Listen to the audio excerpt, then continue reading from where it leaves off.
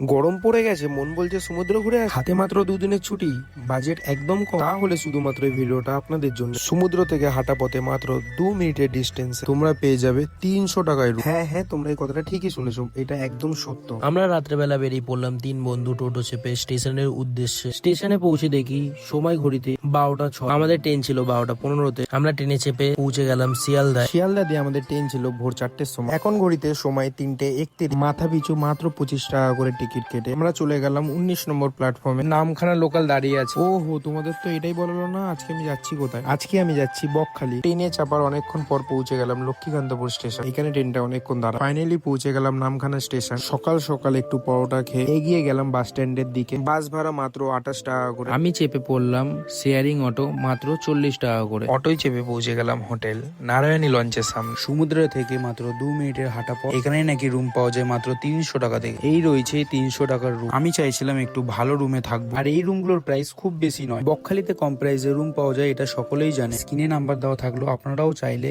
এই রুমগুলোতে থাকতে পারেন।